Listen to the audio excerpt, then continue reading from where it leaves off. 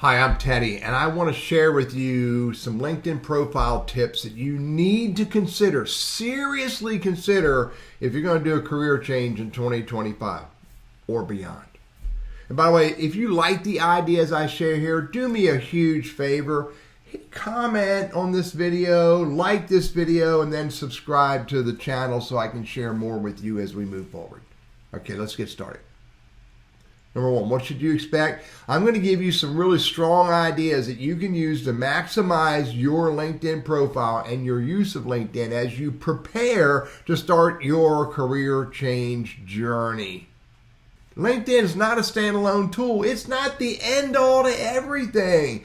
You need to use other tools alongside of LinkedIn, and those tools are email, telephone, text messaging, and oh yeah, in-person conversations with the right people. Don't over-rely on LinkedIn. The people you want to meet, the people you want to talk with, the people who could potentially help you may not be using LinkedIn as much as you would hope they are. And don't be cavalier about your LinkedIn profile. You want to be very purposeful and make sure it's up to date. You want to make sure it speaks well and clearly to what you do, what you can do, and what you want to do. And by the way, it's not your resume. We write LinkedIn profiles way different than people write resumes. And don't use LinkedIn to get a job.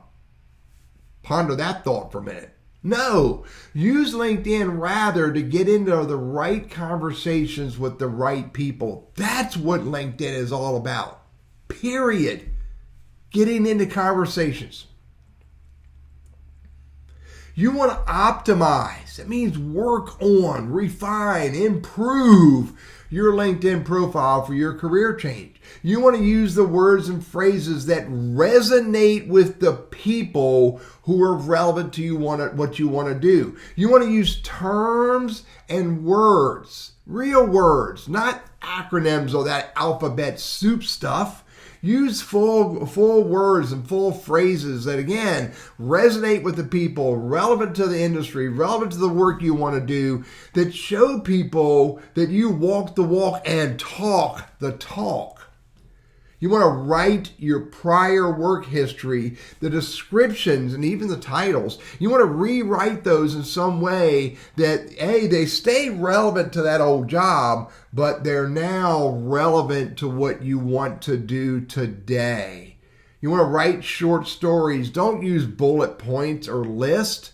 Use short stories. You want to write impactful headlines that are keyword rich and focused on what you want to do. You want to revise your about section, change your skills section. You want to focus on sharing information that is relevant to your future, relevant to this career journey that you're on, and not all about your past, except for where that is relevant to where you want to go. Get rid of all those irrelevant skill words. Make sure you're only using skill words that are relevant to what you want to do, including all that other relevant information. No one needs to see all that old stuff that is no longer relevant. Think this way. What I am sharing, is it relevant? Does it resonate? Does it make sense with the right people? Again, these should be people who are relevant to your goals, this career journey that you are on. Showcase your relevant skills and experience. Again, remove or rewrite that irrelevant content so it becomes relevant.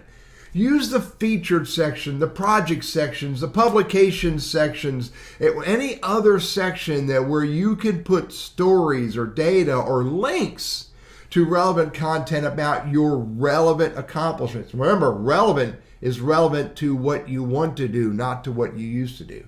Use PAR statements. These are problem, project, action, result stories. Short 2-3 sentence stories about the problems or projects that you got involved in, what you did, and the results. Again, all relevant to not only what you did back then, but relevant to what you want to do. Reach out to me if you want a template on writing PAR statements, and I'll send it to you.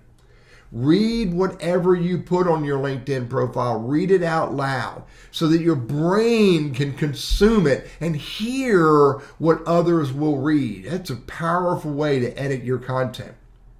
And remember, you're writing for the human as well as for the search engines. So keep using the right words and phrases. Don't use words like it and that, but use words that you know, what does it refer to? What does at that refer to? Use those words and phrases so that, again, you build a stronger, what marketing calls keyword-rich profile. And don't make a ridiculous spelling or grammar error. Use the right tools, edit it, check this stuff, and make sure it reads well. Someone may see a ridiculous spelling or grammar error, and they may disqualify you for a conversation or an idea or an opportunity. And don't forget, while you're building your LinkedIn profile focused on your career change or your career goals, don't forget to grow your LinkedIn network properly and relevantly. First of all, if you've not really invested time on building the right LinkedIn network, then go back and focus on the people that you already know and who already know you, because you don't know who they know that you may need to know. Then once you're connecting with people who know you, now you can look for ways to get those people, again, who know you, get them to introduce you to the people that you want to have a conversation with, the right people. The right people in the right roles, the right people in the right companies, etc., etc. Stay focused on the right people in these industries, these regions, these roles, and these companies. Because the more focused you are on the right people whom you want to get introduced to and get into conversation with, the more successful you're going to be in this journey. Please, please, please do not get distracted by irrelevant people. And when you do connect, look for ways to get into real life conversations. Again, this could be in person, telephone, text, email, Zoom call. Maybe don't just rely on LinkedIn messaging. And don't try to sell or promote yourself through LinkedIn messaging. The only real purpose for LinkedIn messaging, if you're using LinkedIn correctly, is to let that person know that you would like to have a conversation with them. Show them your relevance to them, their relevance to you, and encourage them in the right words to be willing to get into a conversation with you. Maybe a Zoom call, maybe an in-person call. That's what you're trying to achieve. You might use email, text messaging, phone to get there, but your goal is to get into a conversation with your LinkedIn network so that your LinkedIn network can help you in this journey. Again, your goal is not to find a job.